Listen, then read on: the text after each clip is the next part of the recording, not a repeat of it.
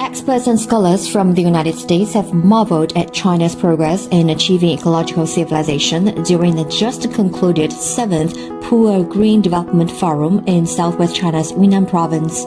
They called for more cooperation and exchanges between China and the Western countries in green development.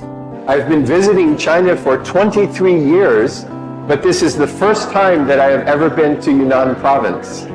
And I am remarkable to see the mountains and the forests are the most rich and beautiful I have seen in China.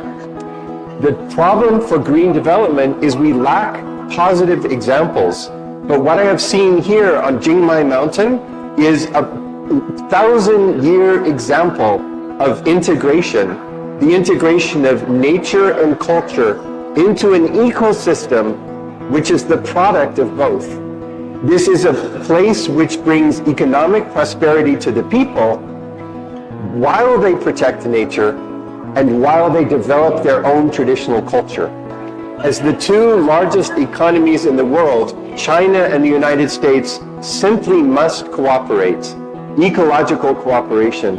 Most important is that Americans learn the Chinese notion of ecological civilization. China has a famous mountain World Heritage Site, so it's very well known for its nature, but it's also a very rural area with growing development.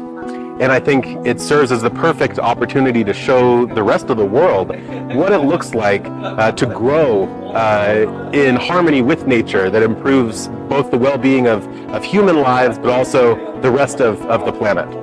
And I think that Chinese-style modernization has a lot to teach the West, and there's also things in the West that we can offer and contribute to trying to bridge the gap between Western modernization and Chinese modernization to create a new path to ecological civilization.